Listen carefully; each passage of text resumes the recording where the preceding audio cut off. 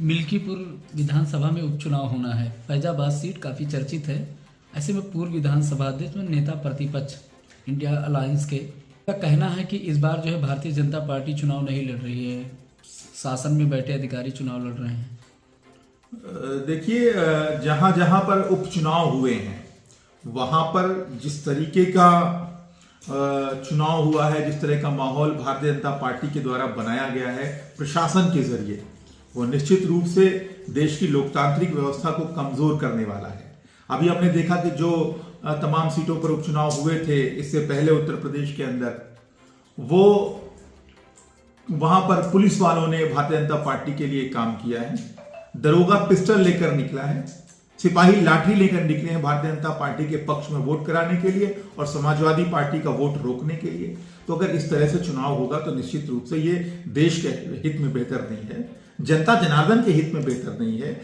चुनाव निष्पक्ष होना चाहिए और ये भय है, ये डर है, ये आशंका है, क्योंकि भारतीय जनता पार्टी इस बात को अच्छे से समझती है, योगी आदित्यनाथ जी भी इस बात को अच्छे से समझते हैं कि अगर मिल्कीपुर के अंदर चुनाव ईमानदारी से हो गया तो पीडीए जो गठबंधन है, पिछड़ा, दलित, अल्पसंख्यक, ये जो गठजोड़ है समाजवादी पार्टी का और इंडिया अलायंस का, वो भारतीय जनता पार्टी को तगड़ी पटखनी देने का काम करेगा। इसीलिए पीडीए का मुकाबला करने के लिए भारतीय जनता पार्टी ने अपनी पुलिस को काम पर लगाया है।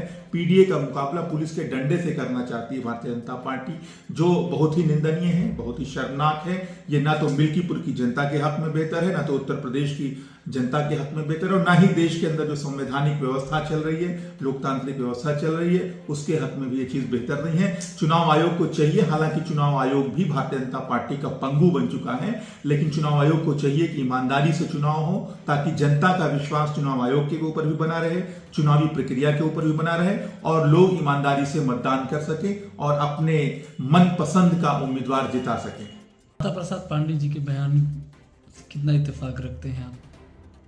देखिए, माता प्रसाद पांडे जी ने जो कहा है वो बिल्कुल सही बात कही है। उनको एक लंबा राजनीतिक अनुभव है। वर्तमान समय वो नेता प्रतिपक्ष है, पूरे प्रदेश का दौरा कर रहे हैं, एक एक सीटों को देख रहे हैं और जितना उनका राजनीतिक तजुर्बा है, हर एक चीज को भली भांति जानते हैं, समझते हैं। और जो माहौल पूरे प्रदेश के अंदर, और मैं तो ये कह रहा हूं पूरे प्रदेश के अंदर क्या पूरे देश के अंदर, भारतीय जनता पार्टी को जहां पर बेईमानी करने का मौका मिलता है वो करती है। हमने चंडीगढ़ के अंदर जहां पर आम आदमी पार्टी का मेयर दोबारा चुनाव में जीता है, उसको किस तरीके से पहले हराया गया था। कैमरे के सामने भारतीय जनता पार्टी की बेईमानी रिकॉर्ड हुई थी, कोर्ट को दखल देना पड़ा था, तब फिर चुनाव होता है और भारतीय जनता पार्टी चुनाव हारती है। आम आदमी पार्टी मेयर का चुनाव चंडीगढ़ के अंदर जीतती है। तो ये हमने देखा किस तरीके से बेईमानी की गई दिल्ली के एमसीडी इलेक्शंस में। सबने देखा कि किस तरीके से चुनाव को टालने की कोशिश हुई, किस तरीके से चुनाव के दरमियान बार बार हंगामा कराया गया, लेकिन भारतीय जनता पार्टी को वहां भी पटखनी मिली। तो जहां तक उत्तर प्रदेश के, अभी हमने विधानसभा चुनावों का जिक्र किया, जो उपचुनाव हुए थे उसमें किस तरीके से पुलिस को अपने लठैत के रूप में इस्तेमाल किया भारतीय जनता पार्टी ने अपने पक्ष में मतदान कराने के लिए।